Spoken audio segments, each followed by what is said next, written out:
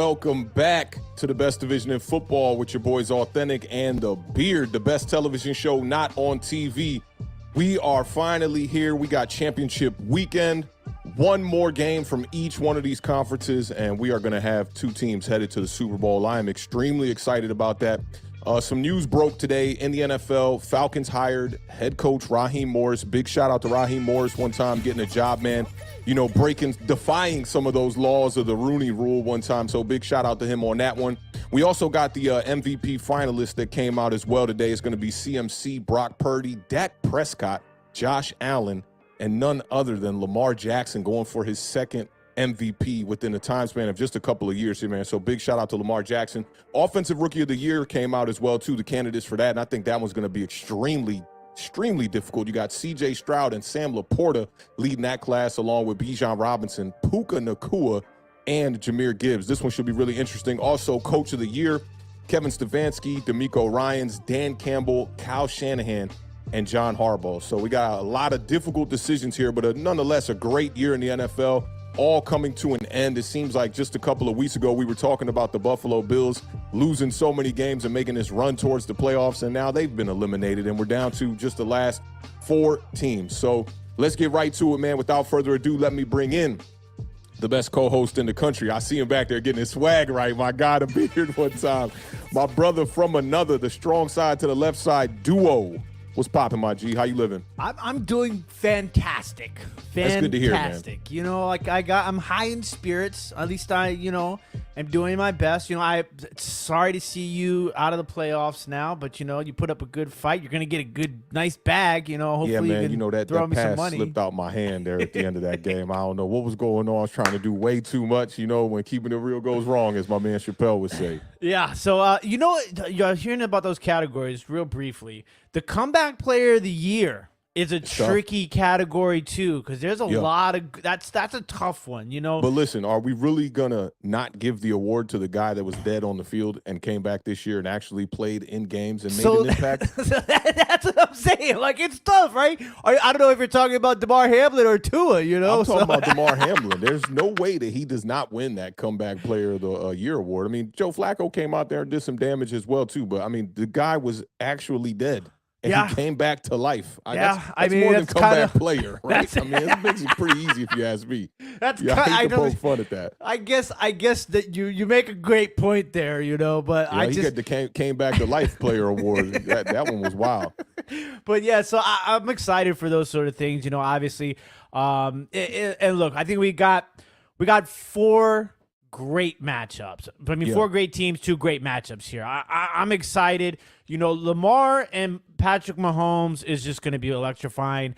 I'm expecting, Lions, 49ers to be high scoring. I mean, we're going to talk about both of these games, and we're going to give you guys some looks into some prop bets as well. But I think we got the four complete. Don't say it. Don't even say it. Don't say it. Yeah, I see you trying to weasel your way around not saying it pretty much, right?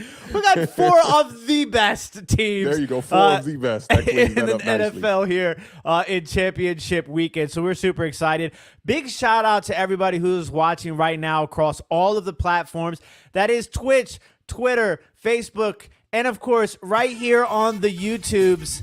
We appreciate all the love and all the support. We hope you all are ready to talk some football. Don't forget to drop all your thoughts in the chat, too, because, when we're going through these games, we love to see your guys' picks on who's going to win, the scores, the overs, the unders. Definitely love seeing that. So definitely, if you're in the chat, keep that chat rocking for us. Yeah, we appreciate if you don't agree with me, I don't want to see it in the chat, all right? If you're not agreeing with what Awthentik's saying, Awthentik sees that all day on Twitter, so he doesn't want to see it here on the YouTubes. Yeah, Twitter was an interesting place today. I will say that with the Kayvon Thibodeau comments that came out pretty much endorsing that Saquon Barkley should have got paid first. And then, thanks to me and a couple of my other homies getting the Mike Lombardi disease of me clip going back around the internet again. Twitter's become like a straight up troll job for me. It's pretty interesting over there. But shout out to everybody that is watching over there right now on Twitter. Big shout out to y'all lurking in the comment section one time. All right, Beard. So you ready to get to these games, man? Yes, sir. All right, let's start with this 49ers matchup. The Lions are going to be traveling to San Francisco to take on the 49ers.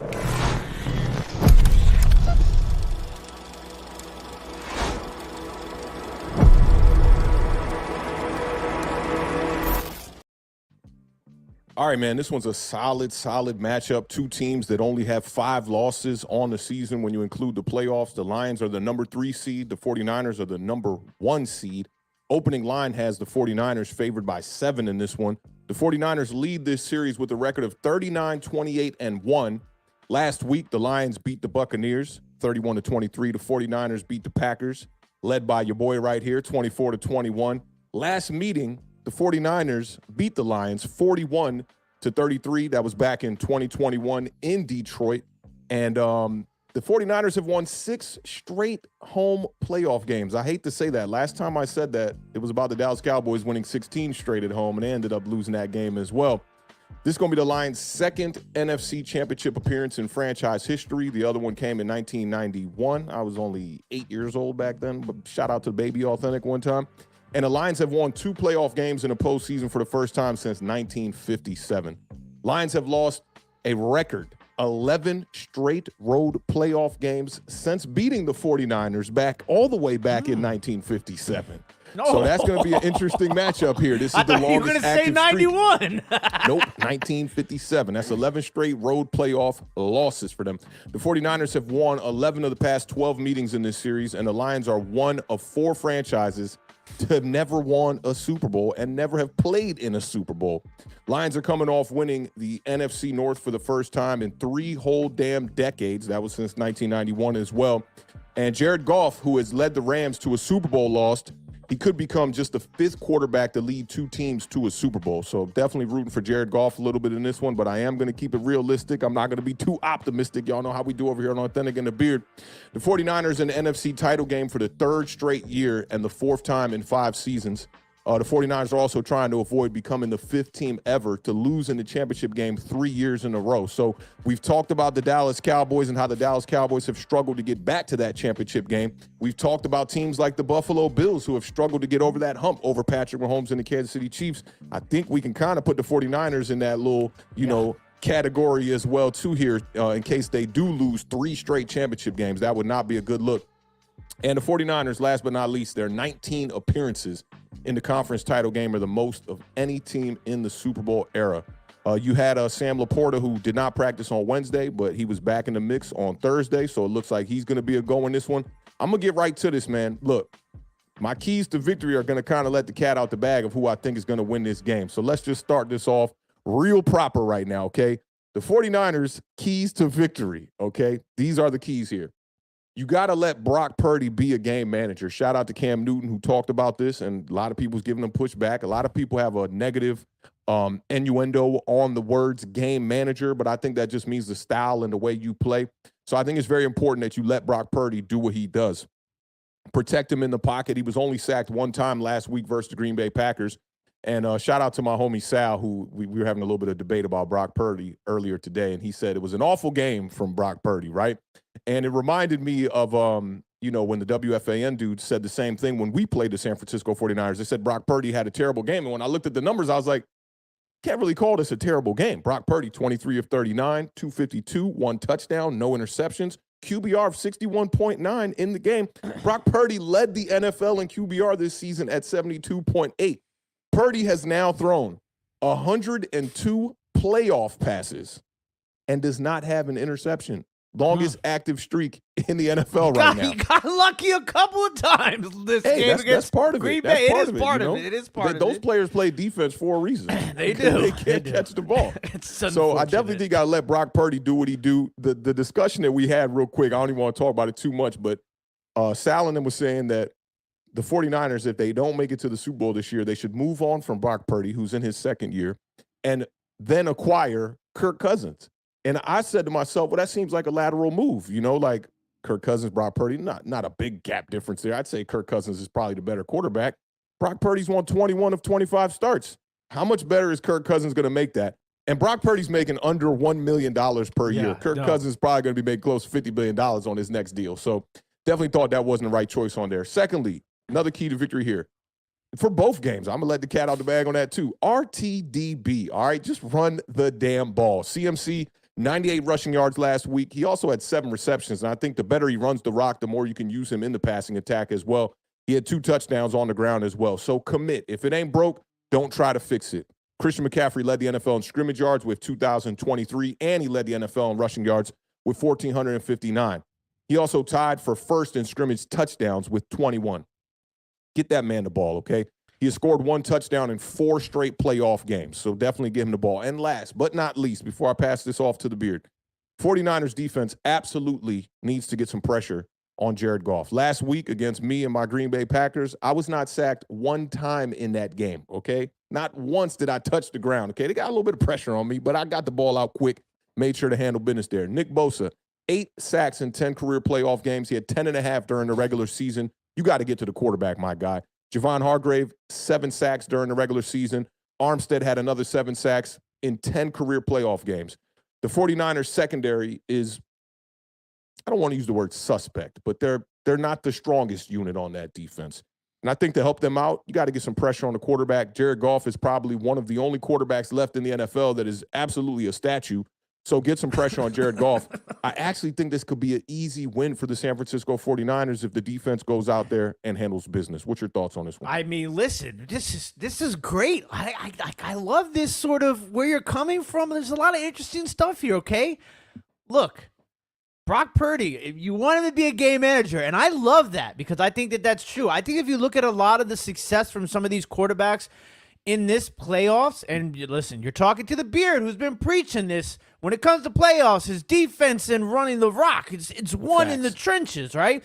How many quarterbacks have won playoff games this playoffs attempting under 30 pass attempts? Almost every. Am I supposed to guess this? No, I'm just throwing that out there. Almost every quarterback that has won a playoff game so far this playoffs has passed under 30 times in those playoff wins. Okay, I like that. So this is the thing, though.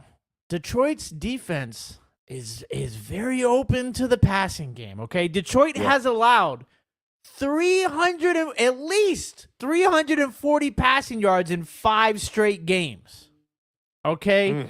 That doesn't win games. So, I mean, they're winning games. In I their don't case, know. it's winning, but that does not win games. What do they say when you're a running quarterback? It's not sustainable. It's not sustainable. Lamar Jackson's not sustainable. His style of play is not sustainable. Yeah, they're going to always get hurt. But, yeah, so that's something to keep your eye on here. Now, you talked about San Francisco getting 0 sacks last week against Green Bay. You know how many sacks Green Bay allowed on the season? I'm going to say, I know he was low, so I'm going to say how many Green Bay allowed? Yeah. 30.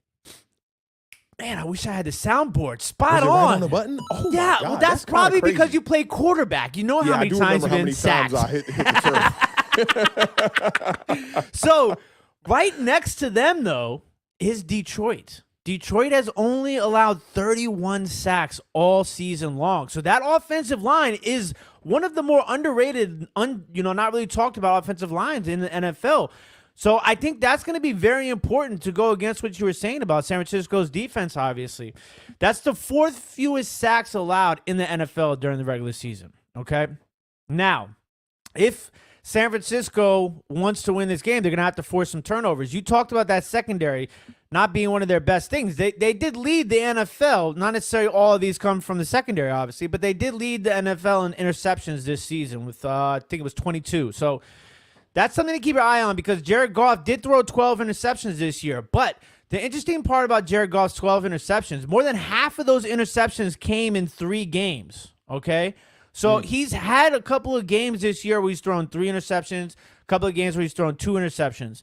So if you can get away from having one of those games if you're Jared Goff, I think you're going to be in a good position if you're the Detroit Lions. Jared Goff has not thrown an interception in 4 straight games either. So that's another good little direction to be going for the Detroit Lions. Now, you talked about the run game here. San Francisco 49ers, Christian McCaffrey, MVP finalist, number 3 rushing offense in the NFL, averaging 140.5 rushing yards per game. And that's number 3. That's kind of wild. Yeah, well, I mean, you got Baltimore who's number 1. We'll talk about them in a little bit, right? It just so happens we got a lot of the teams here that lead the league in rushing happen to be in the Final Four here. Going to go against that in the next matchup. You're not going to like it. I'm gonna wait for that, okay? But Detroit, not going against it. They're going up against Detroit, right? the Motown wall of rush defense. Number 2 rush defense in the NFL. They're only allowing 88.8 yards per game. So it's going to be tough for San Francisco to run the rock against Detroit.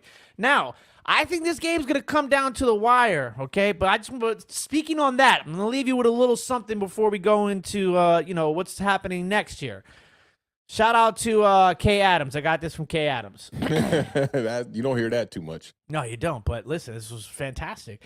Jared Goff is the best fourth quarter quarterback in the National Football League since Week 10, including the playoffs. First in the NFL in the fourth quarter in passing yards. First in the NFL in completion percentage in the fourth quarter.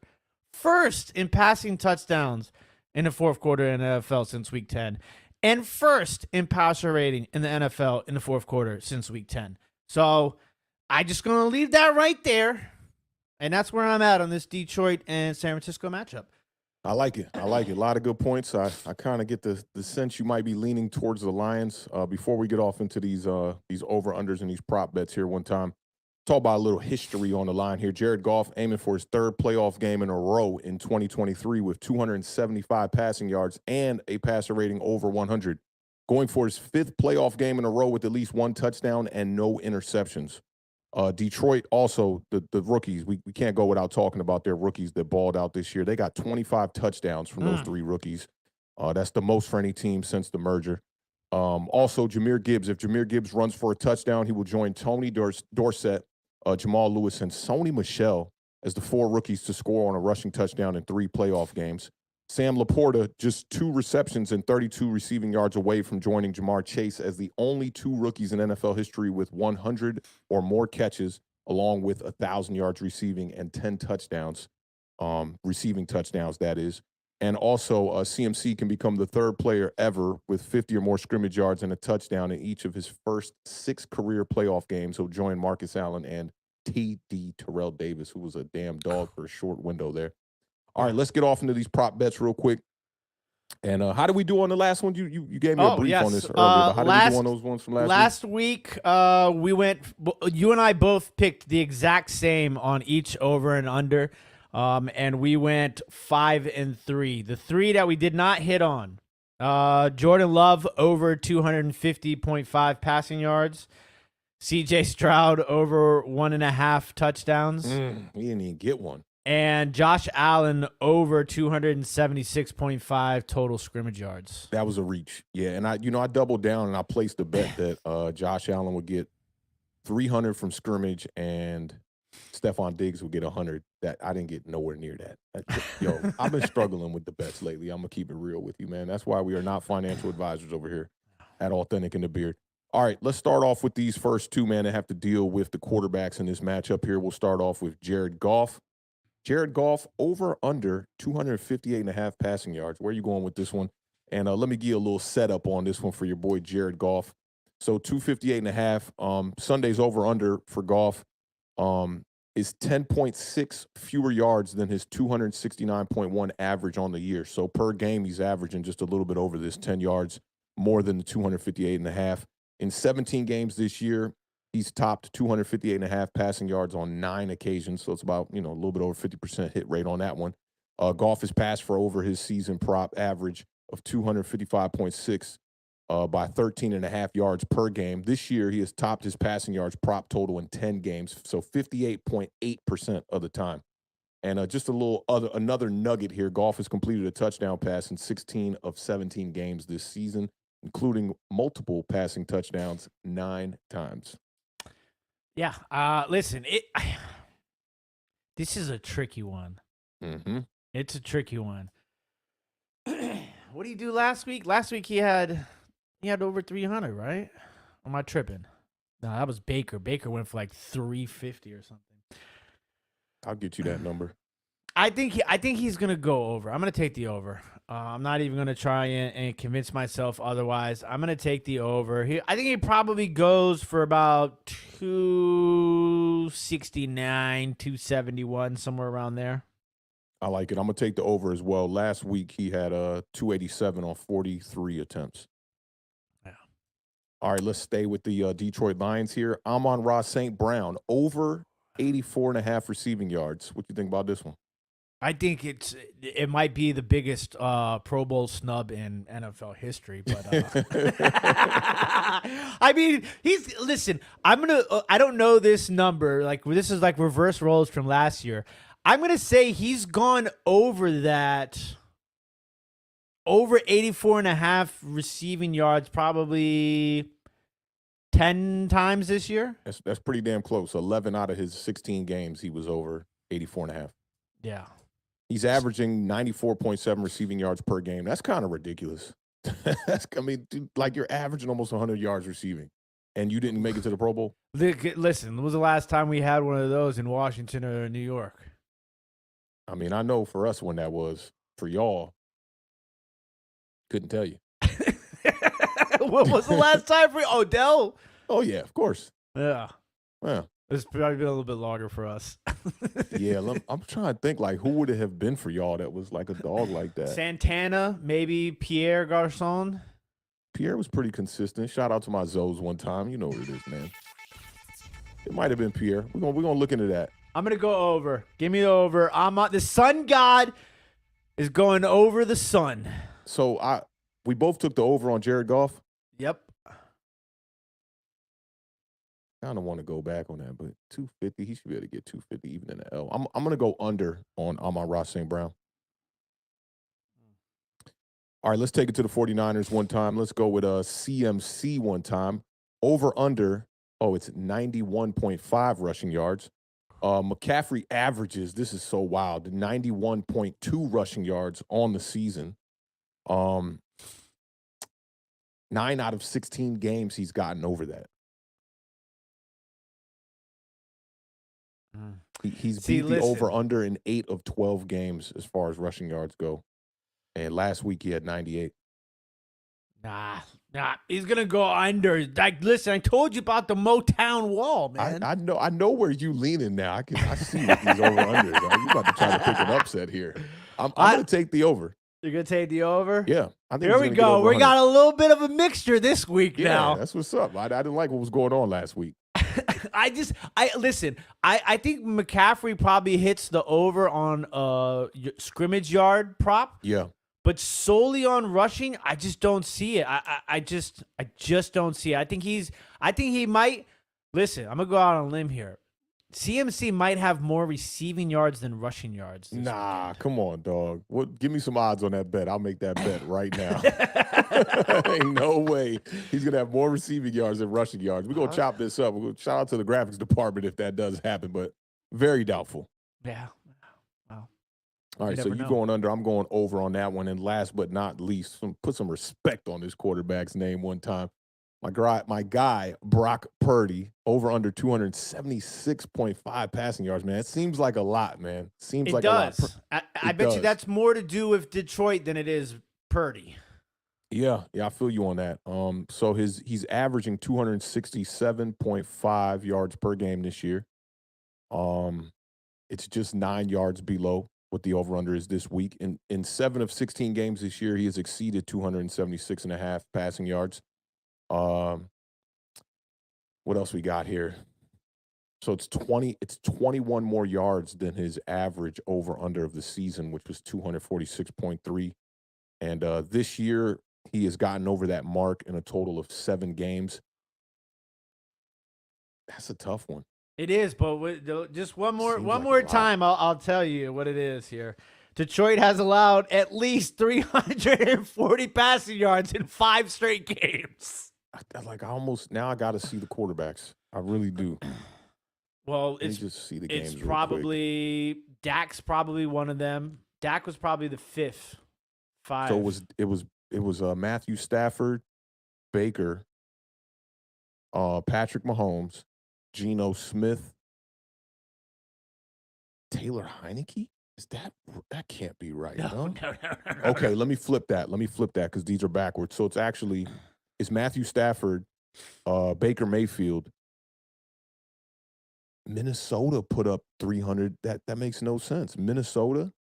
Yeah, Nick Mullins. Who was quarterback in that game? Nick Mullins? Yeah, and then Dallas, and then another one against Minnesota.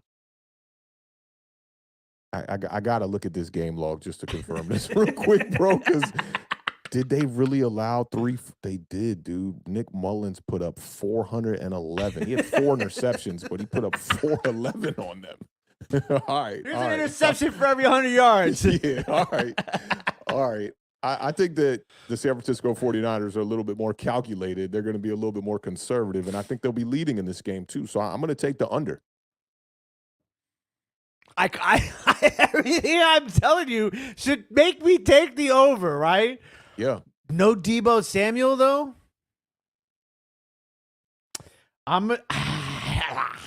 This is tough, man. This is tough. I'm going to take the under. He goes for like 269. Yeah. And now that kind of throws a little bit of a fork in the road for me here for you as far as who you're going to pick. So let me know how you see this game, score, who you got winning. All right, ladies and gentlemen, listen. I like to watch both of these teams play football, okay? I do like to see both of these teams play football. But I am a sucker for an underdog. There's no doubt about it. You know that.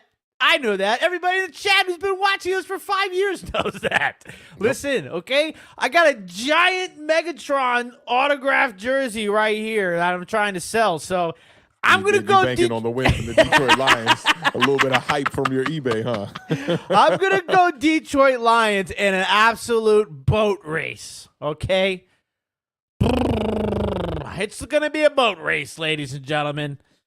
33-29 Detroit Lions. Okay, that's a little bit of a boat race. I like that. I'm going San Francisco 49ers. I'm going to go a little bit less scoring in this one. I'm going to go 27.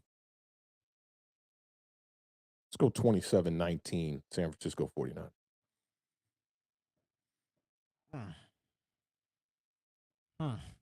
See how that one turns out. It's going to be a good game, though. It's going to be a great game. Yeah, both of these are going to be some really solid games. All right, let's keep it pushing, man. And to me, this is the matchup of the weekend. They're both great matchups, but this one I'm extremely looking forward to. Maybe a changing of the guard possibly here. You got Patrick Mahomes and the Chiefs coming here to the DMV to take on Lamar Jackson and the Baltimore Ravens.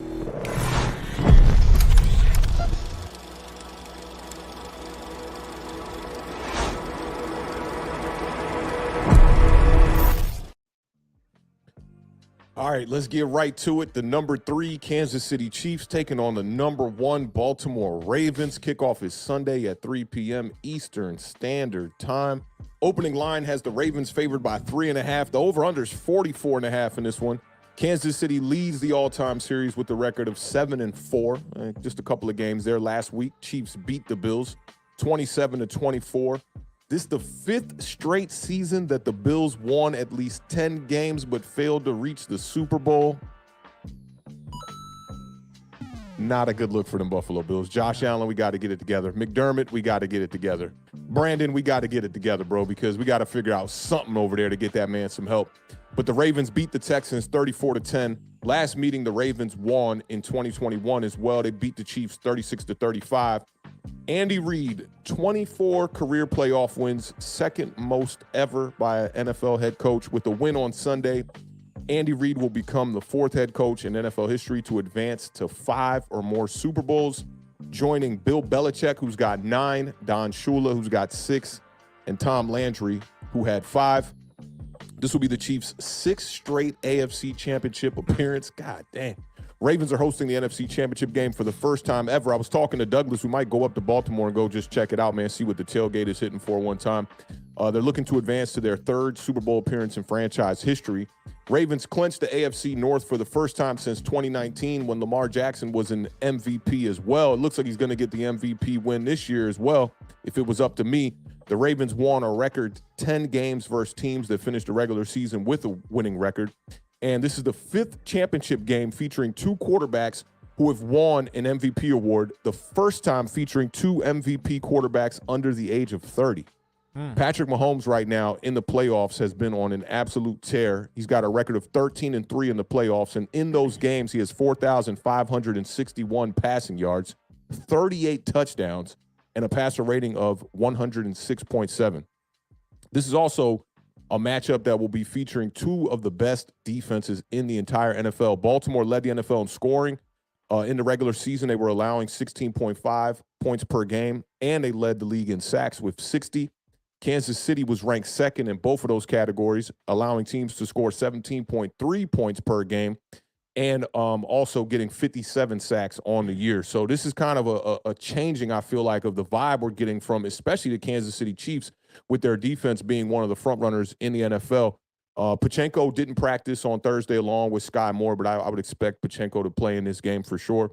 And Lamar Jackson, man, versus Patrick Mahomes is going to be an incredible matchup. Lamar was just great last week versus Houston. He became one of 5 players ever to score 2 touchdowns through the air and 2 more on the ground in the playoffs. Versus Houston, Jackson also became the first player ever with 2 touchdown passes, 2 rushing touchdowns, 100 rushing yards, and a passer rating of 100 or more in any game in NFL history. Lamar has 467 rushing yards in 5 playoff games. That's good for 5th best in NFL history. Steve Young is number 1 on that list with 594. Steve Young did it in 22 games. Oh Lamar Jackson has done it in 5. Okay, that goes to tell you, like, I swear, when we get to talk about running quarterbacks sometimes in the spaces, a lot of people be like, Steve Young, and I'm like, bro, I'm old enough to remember that era. Like, Steve Young was pretty dangerous, right? Like, he was crafty. I can't put him in the ballpark of guys like Mike Vick, Lamar Jackson, even a guy like Justin Fields, who's rushed for 1,000 himself. They're just different kind of runners. But Lamar Jackson is trying to get to the top of that list. He's just, just over 100 yards away from Steve Young on that one.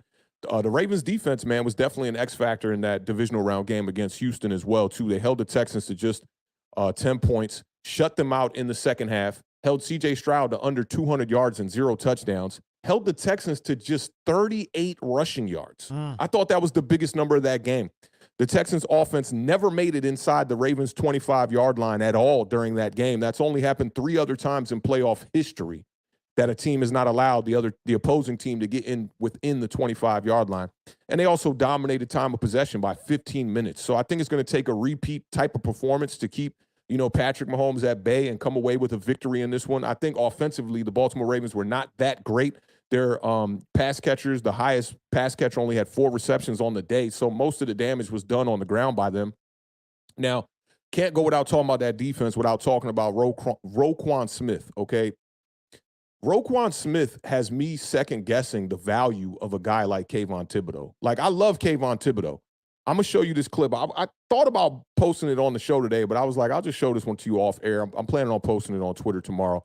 Like, when you just see the motor from a guy like Roquan Smith, it's a different thing. It's a different thing. He's one of the best players in the NFL. He led the Ravens last week with 7 tackles. 2 TFLs as well. The guy just plays like a straight-up madman. He ranks 6th in the NFL with 158 tackles this season. His 3rd straight season with over 150 tackles. It just makes me think, we had a little conversation about Josh Allen before we got on air, and it makes me think, like, what were the Bears thinking? Like, you had arguably one of the best players at his position. You end up letting him go. But then you sign Montez Sweat for a similar type of deal like you would have been paying Roquan. I really don't understand what they were doing there. Maybe it's just a timing type thing. Yeah. But Roquan Smith is just next level. He's absolutely next level type of player. And I think as a Giants fan, we need players like that on our team. And I feel like we have one of those guys on defense, maybe 2 if you include Xavier McKinney, who's going to be headed towards free agency. But that's Giants talk nonetheless here. I just wanted to give Roquan Smith some flowers because the dude been balling out. This clip came out where he was mic'd up, man, and it's just like, just very impressive. He's just running after C.J. Stroud the whole entire game, like saying, you better go down. You better go out of bounds. Bro, he's the closest thing to Alvin Mack. And for all my OGs, if you remember Alvin Mack, the kind of smack that he would talk on the other side of the line of scrimmage, man, that's what Roquan Smith reminded me of, man. He was just like C.J. Stroud runs up the middle, then he slides on the ground, and he's just like, you better go down. I'm like, I need those kind of players on my squad. But the Chiefs' offense, man, they've definitely looked like the Chiefs of old, I would say, as of recent. Travis Kelce had a big game, and I just feel like, throughout the regular season when we were doing the parlay with the fantasy stuff, I had Travis Kelce on my squad, and he just really was not like that guy during the year, although the numbers were decent. Last week had a really good game, 5 receptions, 75 yards, 2 touchdowns. His 12th straight playoff game with 5 or more receptions, 11th straight playoff game with 50 or more receiving yards, both the second longest active streaks in the NFL. Rashee Rice has came on as of late. The back half of the season has been showing you he's a number 1 type of wide receiver, I guess, in that system. Only had 4 targets last week, caught every one of them for 47 yards. He's got 5 or more receptions in 7 of his last 8 games, averaging 101.3 yards per game over his last 3 outings. A lot of that you have to factor in the big game against the Miami Dolphins where he had 8 receptions, 130 yards, and 1 touchdown. Pacheco's been really good. He led the Chiefs last week with scrimmage yards with 111. His 6th straight game with a touchdown. So, they definitely – this year I've noticed the Chiefs have placed more of an emphasis on establishing that run. Like when things weren't really working out with Clyde Edwards-Helaire, I felt like they would get away from the run very fast. He had a couple of good runs last week, though. He's been good in like spot territory. I did want to give a big shout out to little CEH love. Yeah, but I would say nonetheless a letdown, a first-round draft pick. Like you expect that guy to be a contributor to an offense that really needs it at this point because wide receiver-wise, they've been awful. They lead the NFL in drops this season with 44 drops. I don't even know if that number's accurate. If that number's accurate, that's damn ridiculous. 44 drops. Yeah, we definitely got a problem. But Pacheco, I love his running style. Boot stomper when he running the ball, marching down the field. Love it. He's got 75 scrimmage yards in all 5 of his playoff games dating back to last season. Now, I'm rooting for the Ravens in this one, Beard. I got to keep it real with you because I'm a huge Lamar Jackson fan. Yeah, I mean, I know that. I ain't no Baltimore Ravens fan. Don't get it twisted. I didn't say I'm a Baltimore Orioles fan, but this is my way of showing love to Lamar by wearing my Orioles gear. So I'm definitely a huge fan of Lamar Jackson from the quarterback position, a guy who, was, I guess, available at the beginning of this season when the contract talks and the negotiations were there. I mean, listen, and you could say nah, but like people were shying away from him when he was allegedly on the market as a guy you could trade for or offer a contract to, and no one did it. People actually went out their way to say, oh, no, we're not interested in Lamar Jackson. The Atlanta Falcons and some other teams who did that, which is just absolutely ridiculous when you're talking about a quarterback of this caliber. This isn't like I ain't even going to throw shade at no other quarterback, okay? Brock Purdy? Not even that, because Brock Purdy in his 2nd year, I'm not throwing no shade. This is a guy who's an MVP winner that's proven. He's not a young guy. He's not a veteran. We're looking at a quarterback in Lamar Jackson who's literally in the prime of his career, and people were not banging down that door to go get Lamar Jackson. That is just a disgrace to the kind of caliber of player that Lamar Jackson is. Now, this is one of my number 1 key to victory for the Baltimore Ravens, and I think Lamar did a really good job of it last week. There were times I felt like where you were seeing a little bit of frustration from Lamar Jackson in the first half, like guys missing the route they might have been supposed to run, not running it as flat as they should have, and he would have to like run down the field. I remember him running down the field and going to talk with I think it was Aguilar or Zay Flowers. I can't remember who it was. Like, bro, you got to do this. You got to do that. Lamar cannot play hero ball. Do not press in this game, okay? Last week, only 151 yards passing. He had the 100 on the ground and 4 total touchdowns. Just let the game come to you exactly like you did last week. He's got 100 or more rushing yards in 3 out of 5 career playoff starts. It's the most by a quarterback ever. He also became the 2nd player ever with 3,500 passing yards and 800 rushing yards in a single season. You know who the other guy is? Randall Cunningham? It's definitely not Randall Cunningham. It's Kyler Murray. Oh. Kyler Murray's sophomore season. So those are the only 2 quarterbacks to ever go above 3,500 and also above 800 rushing yards. It goes to show you the type of balance in their game. A lot of people thought that Lamar Jackson was a guy that couldn't throw the ball. And I used to, the way I would trump that argument back in the day was, how does a guy who can't throw the ball lead the NFL in passing touchdowns? And then they would tell me, oh, but 36 passing touchdowns is not really that much. How many guys got 36 passing touchdowns this year? 3, not many, 4, if any. Maybe 1, 2, I don't know, maybe. Like Brock Purdy was up there. He's got 31 on the year. So my thing is these guys have great balance to their game. And I think Kyler Murray's a guy who's probably going to prove people wrong in that same aspect here in a couple of years or a couple of seasons to come. Definitely with Lamar, take what's there, right? Last week, Zay Flowers really not a big fixture in the game, right? And you didn't see Lamar pressing, trying to get him the ball. You had touchdowns from Isaiah Likely and Nelson Aguilar in that game. Allow those same exact things to happen. If these other guys are open, so be it. Get them the ball. Be the balanced quarterback we know you can be. Be the game changer, as Cam Newton said, and be the game manager all in one. That'll make you a real professional quarterback out here. You also got to avoid the big mistakes and force the big mistakes. Ravens' offense last week did not turn the ball over once, but their defense also didn't force no turnovers either. C.J. Stroud was not sacked at all in that game. And that defense, who led the NFL in sacks, led the NFL in scoring, you cannot have that be the case here going up against the best quarterback in the entire NFL. I hyped up Roquan Smith and Kyle Hamilton, former Notre Dame alum. That's your guy. He's been a dog this season in that defense with Mike McDonald and with Denard Wilson over there as the defensive backs coach. They've been doing damage. He looks like a different player.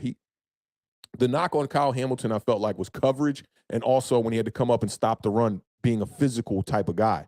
That's all he has shown on tape this year. I think one of those two guys have to make a turnover in this game, whether it be Roquan or whether it be Kyle Hamilton. One of them got to force a turnover, lead this defense to do that. The Ravens led the NFL in sacks. You cannot afford to go another game and have 0 sacks on a quarterback. And last but not least, RTDB all damn day. Ravens ran for 229 last week against Houston, 100 from Lamar, 106 from Justice Hill and Gus Edwards. Dalvin Cook, just under 3 yards per carry, 2.9. But he had one good run on the day. He had 23 yards on 8 carries. And as a team, Baltimore averaged 5.5 yards per carry. Baltimore led the NFL in rushing, averaging 156.5 yards per game. So you got to find a way to just get that running game clicking. I think that'll keep this Chiefs defense off balance. They're going to pin their ears back and try to get after Lamar Jackson, try to contain him, try to keep him in the pocket. You got to be better on third down. They were 4 of 12 last week against Houston. During the regular season, Baltimore was the 8th best team on third down, converting on 42% of their third down opportunities. Red zone was amazing last week for the Baltimore Ravens, 4 out of 5 last week. So just fix that 4 of 12 on third down. Don't press. Don't go out here trying to do too much, Lamar. This is going to be one of those games where you're going to see a quarterback trying to give his maximum effort, which is what we've seen from Lamar Jackson in every playoff game, and sometimes that leads to some poor performances. I don't see that being the case in this one, and I'm glad we get to see a matchup like this in our lifetime. 2 of the best quarterbacks in the league right now going at it, both dynamic, both game changers. Is going to be an interesting matchup, but what are you seeing in this one? Well, before I go on my love for Baltimore, I owe it to our good longtime friend and family member of the show, Mr. Robert, with the $2 super chat. Says, "Good evening, gentlemen. Let's go Chiefs." Big shout out to our guy, Robert. That's Hope you're doing well, bud. He's reaping being a committed fan, because for a long time, the Chiefs was just not getting it done. We go all the way back to middle school, I want to say. And the Chiefs were just no good back then. And now y'all getting y'all's, man. 6 straight AFC championship appearances. That's the life. It's a beautiful thing. That's a beautiful thing. Listen, you might get Mark Andrews back in this game. Big shout out to Isaiah Likely, though. He is young. He's in his second year.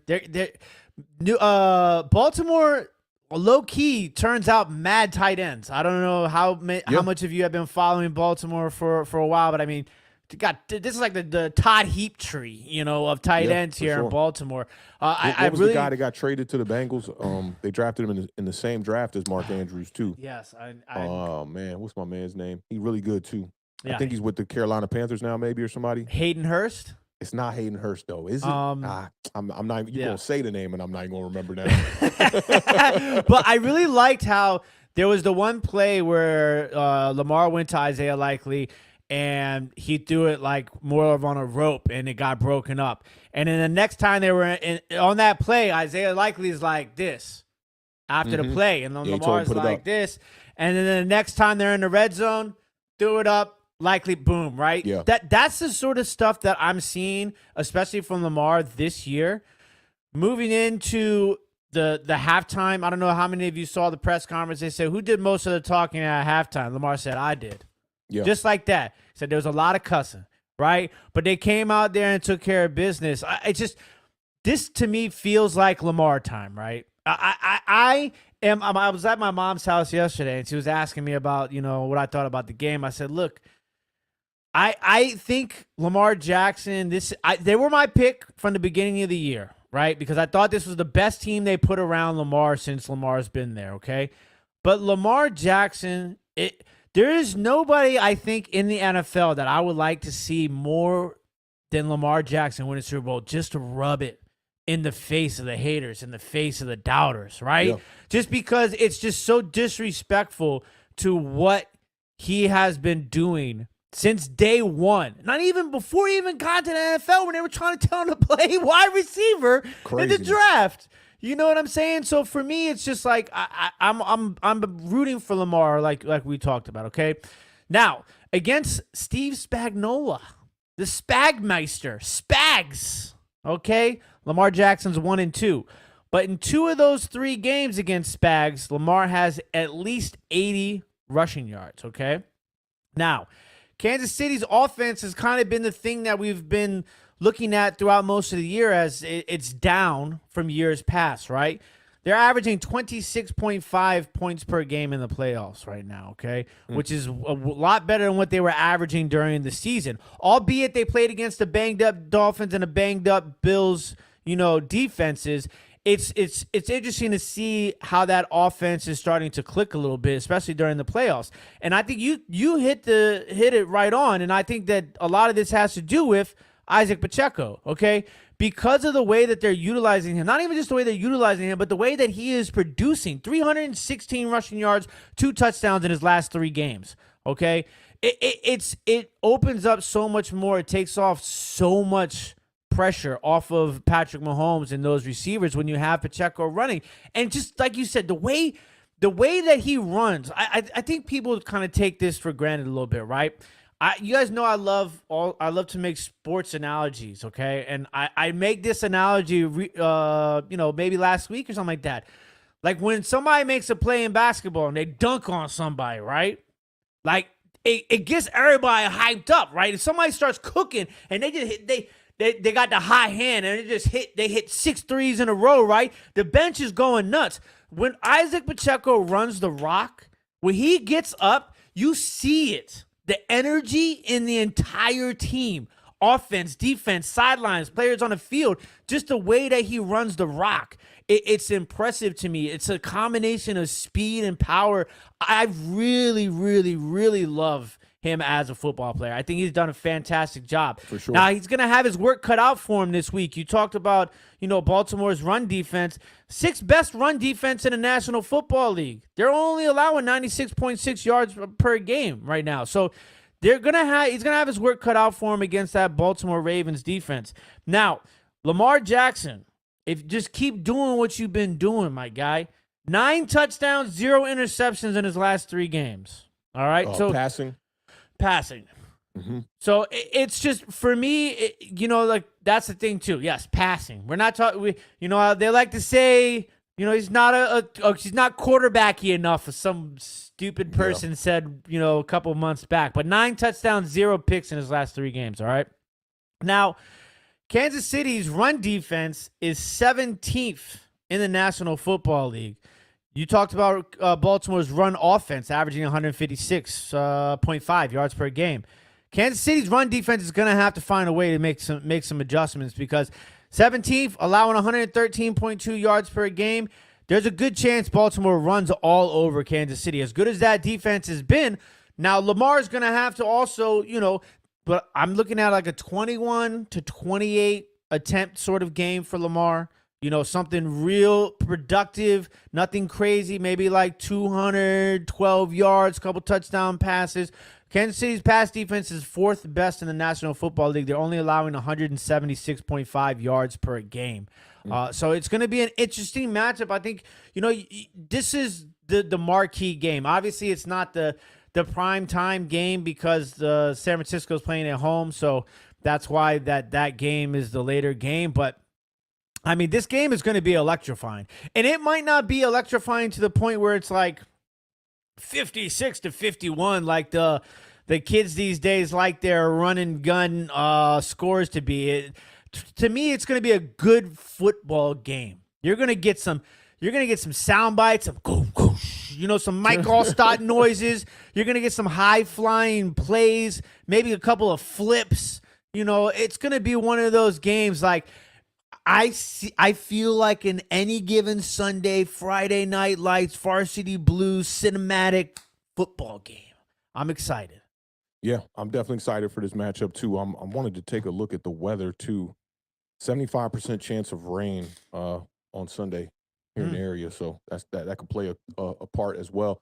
As far as Lamar Jackson, man, just think about the resume that he's about to put together here. If he can get a W in this game and get to the Super Bowl, you're talking about a guy who won the Heisman, a guy who could possibly have 2 MVPs under his belt, and then possibly a Super Bowl appearance here, all in what his first 6 seasons in the NFL. It's kind of ridiculous. But some more history on the line in this game too. Travis Kelce's record-breaking type stuff here is really incredible. He's just 7 receptions away from Jerry Rice for the most postseason receptions ever at 151. Like it still feels like Kelsey's kind of young to me. It's weird. Like I know he's a veteran in the game, but it still feels like he's pretty young. Like he shouldn't be getting close to these Jerry Rice records. With the win on Sunday, Patrick Mahomes can tie Terry Bradshaw, John Elway, and Peyton Manning for the third most playoff wins by a quarterback at 14. Also, with a win, Mahomes, he's 28 years old. He would become the youngest quarterback ever to win 4 championship games, surpassing Tom Brady, who was 30 years old when he won his 4th championship game. And since the beginning of last year's postseason, Patrick Mahomes has 10 touchdowns, 0 interceptions in his past 5 playoff games. He can become the first quarterback in NFL history without an interception in 6 consecutive postseason games where you have at least 20 attempts. Now, when I was talking about the number one rushing attack in the NFL and a number that would go against it a little bit here, when you were talking about this a little bit, if the Ravens win, they will be the first team to lead the league in rushing and make it to the Super Bowl since the 2014 Seattle Seahawks. Before that, there was only 2 times that it happened since 1990. Both of them were the Buffalo Bills, 1991 and 1992. So you've only had 3 teams since 1990 make it to the Super Bowl with the number one rushing attack in the entire NFL. So I hope that doesn't jinx my guy Lamar Jackson one time, because I would love to see him make his way to a Super Bowl. Let's get off into these prop bets real quick, and then we'll do our predictions and get the fam up out of here. Hopefully within the hour. We'll see how that works out here. As far as prop bets go, let's start with the non-quarterbacks one time. Zay Flowers over or under 44.5 receiving yards. Zay Flowers, compared to his over-under for Sunday's contest, Flowers, he's averaging 53.6 receiving yards on the year, so it's 9.1 more than what we're seeing here. In 11 out of 16 games this season, he breached the 44.5, and his season average of 53.6 receiving yards per game is 2.4 more than his average prop was throughout the entire year at 51.2. In 8 of 15 games has hit the over on his receiving yards prop bet. What you thinking about Zay Flowers going over 44.5? This is like every statistic you just gave me. It's a damn coin flip. Yeah, I know, right? But the thing is about this is like this can be hit in 2 catches. That's the thing that like easy. That's when I look at these guys when I'm laying these sort of bets, and I'm thinking, like who has that capability, right? Because you could sweat the whole game and be like, damn, he's got 1 catch for 13 yards, and you got like 5 minutes left in the game. Yeah. Zay Flowers, 50-yard reception. You're like, yes, Easy. So I think that I love the consistency of Zay Flowers this year. Like, he might not have had a Jamar Chase or Justin Jefferson or even Amon-Ra St. Brown sort of rookie campaign, right? Yeah. But you never saw him like really down and out, or no waves. My hand's not in the screen. No waves, right? No really low lulls, Yeah, you're right. Been very consistent. So I'm going to take the over for my guy Zay. I'm with you on that too. I'm going to definitely take the over as well. Let's go to Mr. Stomping the Roaches himself, Mr. Isaiah Pacheco. Over under 63.5 rushing yards. Pacheco averages 66.8 rushing yards on the year, just 3.3 more than the over-under for Sunday. He has had more than 63.5 rushing yards in 6 games this season at a 42.9% rate. Pacheco's rushing yards average of 66.8 is 4.1 higher than his over-under average on the year, which was 62.7. And he has surpassed his rushing yard prop bet in 4 out of 10 games. As far as touchdown goes, he's got a touchdown in 6 straight games with multiple rushing touchdowns once. But as far as the yardage goes, I'm going to take the under.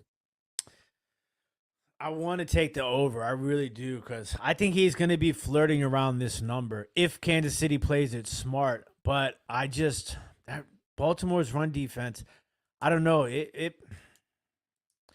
It's tough for me because he's probably going to get somewhere between like 60 and 70, which is why this number is killing me right now.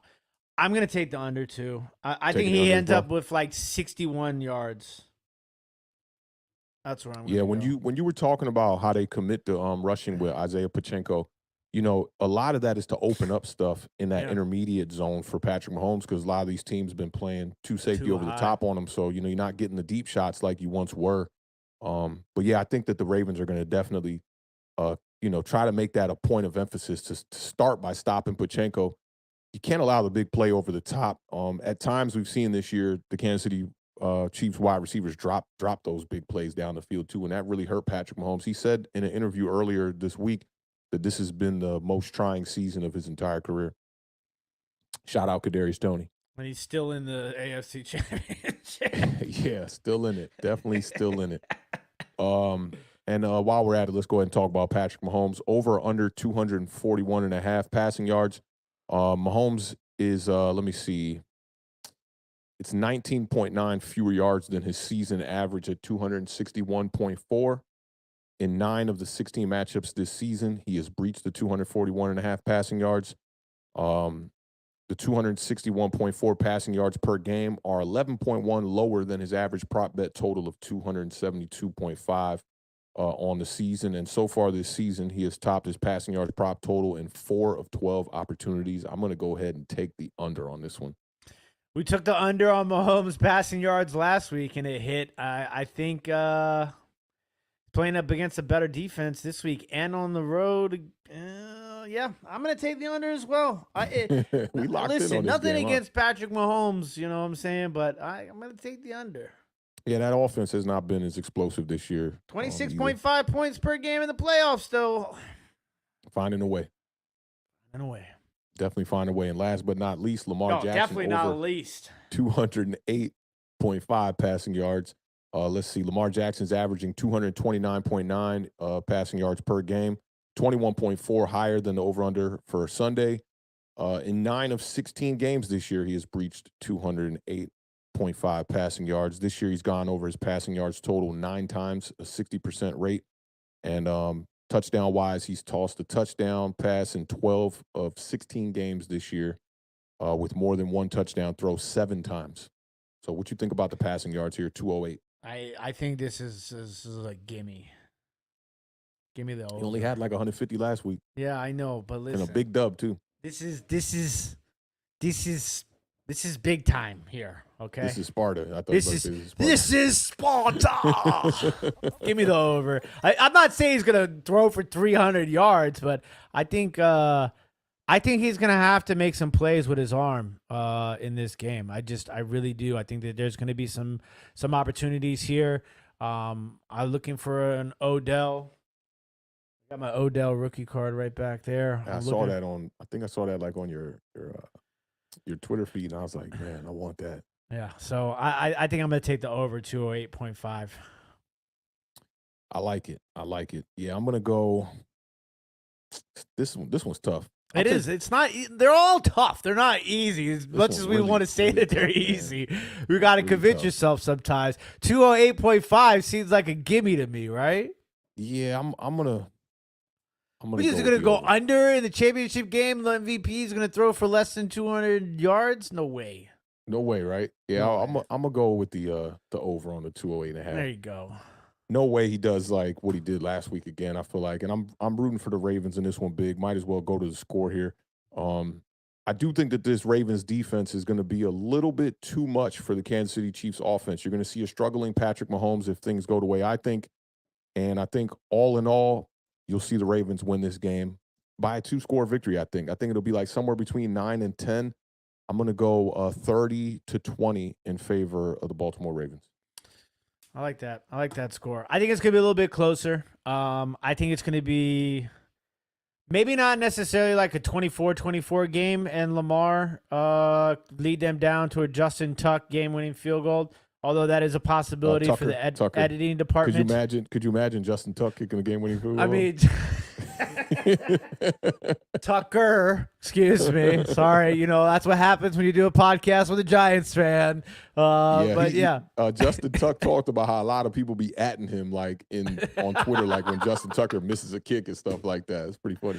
So, but I do think that this game does end a 3-point deficit. I'm going to take Baltimore Ravens 27, Kansas City Chiefs 24.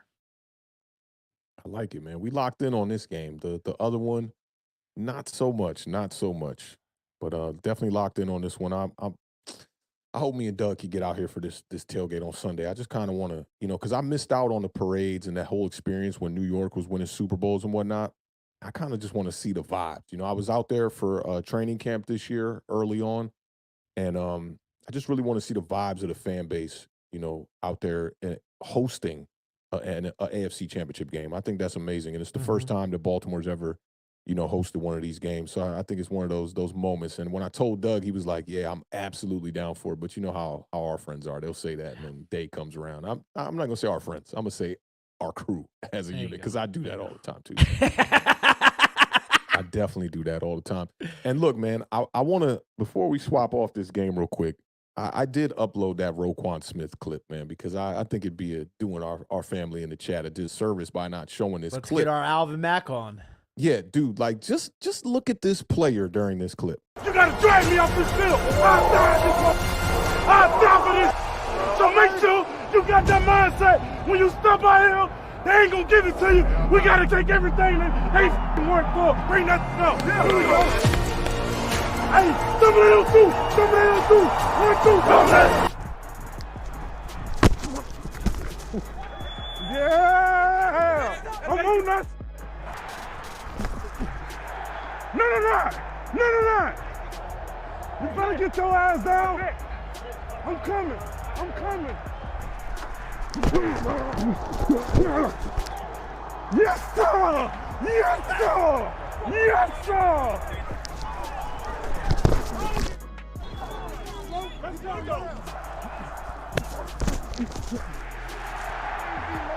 Boy, you like that, boy? Come on, baby. Come on.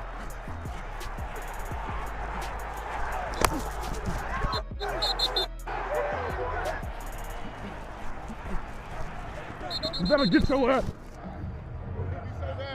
You know it. Somebody get my helmet and pads right now. I'm ready, coach. Dog, I will run through a wall for that guy. Yeah. When they try to tell you, right, especially in the Giants community, that you don't need a vocal leader and stuff like that because of the success we've seen with Eli Manning and whatnot. To me, there's nothing better than a vocal leader. Like when you standing in that huddle with that guy and he's sitting there telling you he will die for this, bro, there's no way you're going to get out on that field and give half-ass energy. So when I saw that clip, I was just like, yo, I would die for a player like that on my team. Just a dog that you know.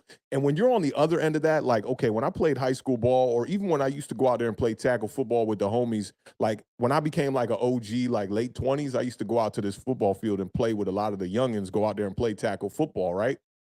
And like, they had a couple dudes out there. My homie Zach, he was definitely one of these dudes. Like, anytime we pick squads, I was like, if I got first pick, I'm picking that player on my team. Not because I think he's going to be a better factor on my team as far as scoring or anything like that. It's literally because I don't want to play against that guy. I want him to hit me.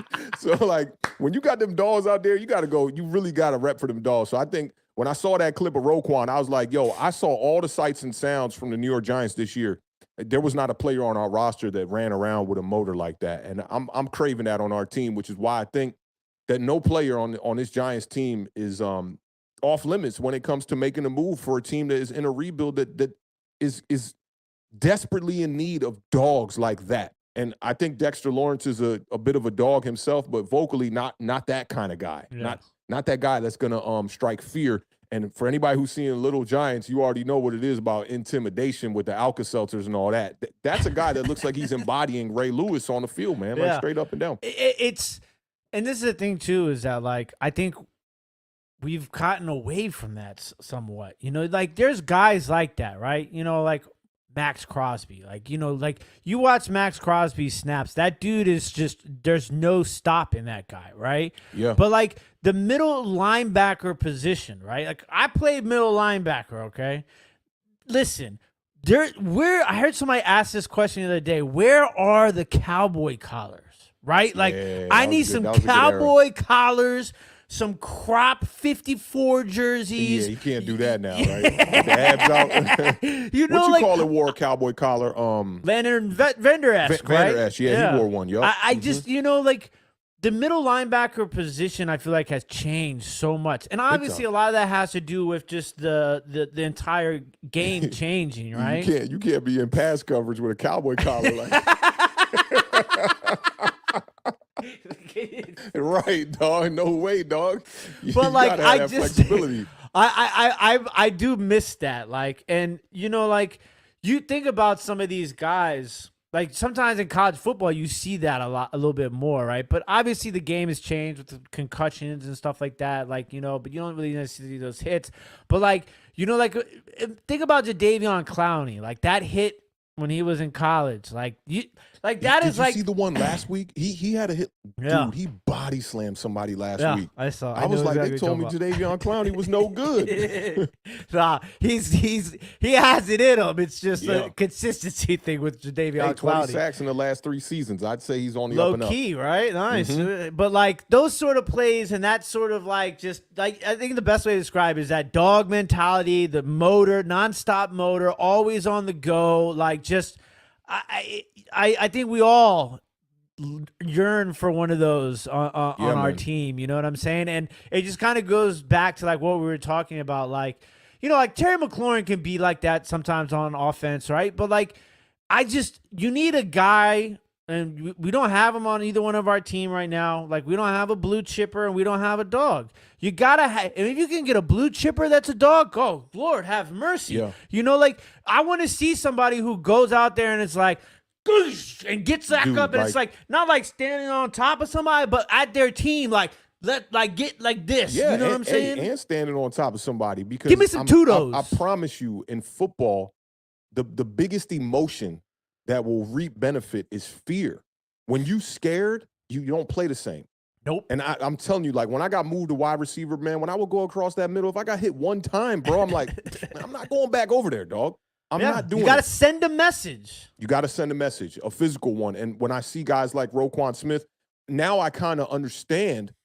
And I don't want to give these dudes a pass, really. But like when you see Sal Licata and I believe that was Brandon Tierney, questioning like, well, like I don't see Kayvon on the field doing whatever they said, right?